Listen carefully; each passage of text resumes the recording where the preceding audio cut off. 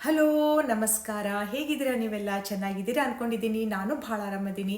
Very sorry, ತುಂಬ ದಿನದಿಂದ ಏನು ವಿಡಿಯೋ ಮಾಡಲಿಕ್ಕೆ ಆಗಲಿಲ್ಲ. ಪೆಹಲ್ಗಾಮ್ ಅಟ್ಯಾಕ್ ಆದ ನಂತರ ನಿಮ್ಮ ಹಾಗೆಯೇ ನನಗೂ ತುಂಬಾ ದುಃಖ ಆಗಿತ್ತು.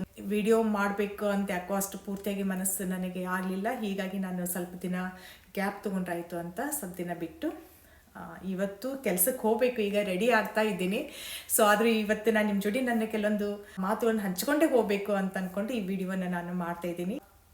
ಇದೇನು ಆತಂಕವಾದಿಗಳ ಕೃತ್ಯಗಳಿದಾವಲ್ಲ, ಇದು ಭಾರತದಲ್ಲೆಲ್ಲ ಪ್ರಪಂಚದ ಅನೇಕ ದೇಶಗಳಲ್ಲಿ ಈ ಕೃತ್ಯಗಳಿಂದ ಜನರಿಗೆ ತುಂಬ ನೋವಾಗ್ತಾ ಇದೆ. ಎಲ್ಲರೂ ದುಃಖದಲ್ಲಿದ್ದಾರೆ. ಯಾವ ದೇಶನೂ ಇದನ್ನು ಪ್ರೋತ್ಸಾಹ ಮಾಡೋದಿಲ್ಲ.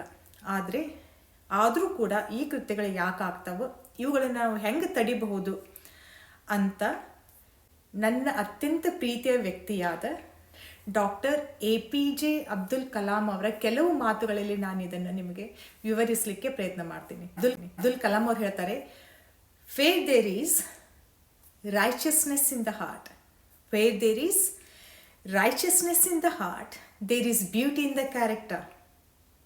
When there is beauty in the character, there is harmony in the home. When there is beauty in the character, there is harmony in the home. When there is harmony in the home, there is order in the nation. When there is harmony in the home, there is order in the nation. When there is order in the nation, there is peace in the world. When there is order in the nation, there is peace in the world. ಇದು ಅಬ್ದುಲ್ ಕಲಾಂ ಅವರ ಅತ್ಯಂತ ಪ್ರಸಿದ್ಧವಾದ ಒಂದು coat. ಇದರಲ್ಲಿ ಅಬ್ದುಲ್ ಕಲಾಂ ಅವರು ಏನು ಹೇಳಲಿಕ್ಕೆ ಪ್ರಯತ್ನ ಪಡ್ತಾರೆ ಅಂದರೆ, when there is richness in the heart, there is beauty in the character. ಯಾವಾಗ ಮನಸ್ಸಿನಲ್ಲಿ, ನಮ್ಮ ಹೃದಯದಲ್ಲಿ ದಯೆ, ಧರ್ಮ, ನ್ಯಾಯ, ನಿಷ್ಠೆ, ಪ್ರೀತಿ, ಸೋದರ ಭಾವನೆ, ಸ್ನೇಹ ಭಾವನೆ ಇರುತ್ತಲ್ಲ, ಅವರ ವ್ಯಕ್ತಿತ್ವದಲ್ಲಿ ಸೌಂದರ್ಯ ಇರುತ್ತೆ. ಅವರು ತುಂಬ ಸುಂದರವಾದ ವ್ಯಕ್ತಿತ್ವವನ್ನು ಹೊಂದಿರ್ತಾರೆ. ಅವರ ವ್ಯಕ್ತಿತ್ವ ಸುಂದರವಾಗಿರುತ್ತೆ. When there is beauty in the character, there is harmony in the home.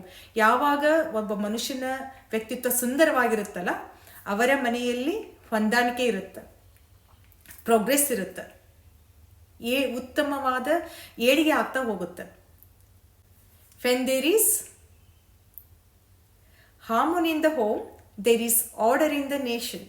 ಅಂದರೆ ಯಾವಾಗ ಮನೆಯಲ್ಲೆಲ್ಲ ಹೊಂದಾಣಿಕೆ ಇರಲಿಕ್ಕೆ ಶುರುವಾಗುತ್ತೆ, ಆವಾಗ ದೇಶದಲ್ಲಿ ನ್ಯಾಯ ನೀತಿಗಳು ಇರ್ತಾವೆ, ಒಂದು ವ್ಯವಸ್ಥಿತವಾದ ಕ್ರಮ ಇರುತ್ತೆ. ಯಾವಾಗ ಮನೆಯಲ್ಲಿ ಪ್ರೀತಿ, ವಿಶ್ವಾಸ, ಹೊಂದಾಣಿಕೆ ಇರಲಿಕ್ಕೆ ಶುರು ಆಗುತ್ತಲ್ಲ, ಆವಾಗ ದೇಶದಲ್ಲಿ ನ್ಯಾಯ, ನೀತಿ, ಕ್ರಮ ಇವೆಲ್ಲ ಇರಲಿಕ್ಕೆ ಶುರು ಆಗ್ತಾವೆ. When there is order in the nation, there is peace in the world. ಅಂದರೆ ಯಾವಾಗ ದೇಶದಲ್ಲಿ ಒಂದು ನೀತಿ ನಿಯಮಗಳು ಇರ್ಲಿಕ್ಕೆ ಶುರು ಆಗ್ತಾವಲ್ಲ, ಒಂದು ಕ್ರಮಯುತವಾದ ರಾಜಕೀಯ ಶುರು ಆಗುತ್ತಲ್ಲ, ಆವಾಗ ಜಗತ್ತಿನಲ್ಲೆಲ್ಲ ಶಾಂತಿ ನೆಲೆಯಾಗುತ್ತೆ, ಶಾಂತಿಯು ನೆಲೆಸುತ್ತೆ. ಆವಾಗ ಅಬ್ದುಲ್ ಕಲಾಂ ಅವರ ಈ ವಾಕ್ಯಗಳು ಈ ಪೆಹಲ್ಗಾಮ್ ಅಟ್ಯಾಕ್ ಆದ ಪರಿಸ್ಥಿತಿಯಲ್ಲಿ ಜಗತ್ತಿಗೆ ಒಂದು ದಾರಿದೀಪವಾಗಿ ಕಾಣಿಸ್ತಾವೆ.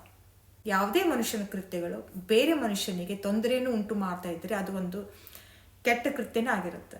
ಅದನ್ನು ತಡೆಗಟ್ಟುವುದು ಮೊದಲು ನಮ್ಮ ಮನಸ್ಸಿನಲ್ಲಿ ಏನಾದರೂ ಕೆಟ್ಟ ಭಾವನೆಗಳು, ಮತ್ತೊಬ್ಬರಿಗೆ ನೋವು ಮಾಡುವ ಭಾವನೆಗಳು ನಮ್ಮ ಮನಸ್ಸಿನಲ್ಲಿ ಇದ್ದರೆ ಫಸ್ಟ್ ಅದನ್ನು ತಡೆಗಟ್ಟುವುದು ನಮ್ಮ ಜವಾಬ್ದಾರಿ ಆಗಿರುತ್ತೆ.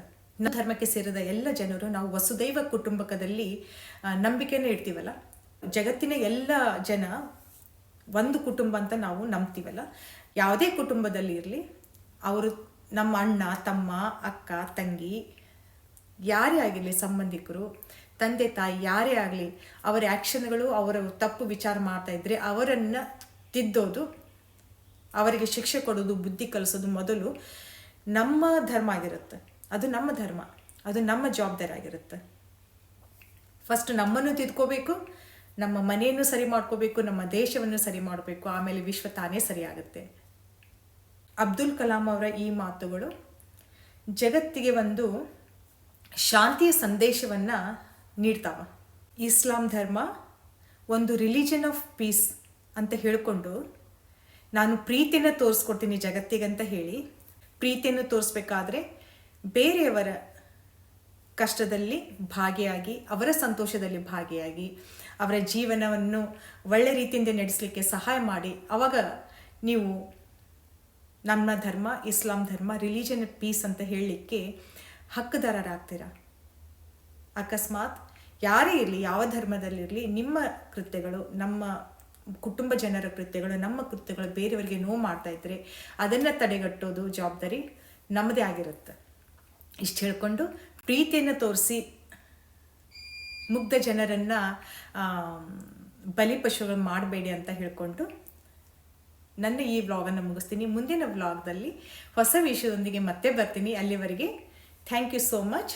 Keep watching. Thank you for the support. Thank you.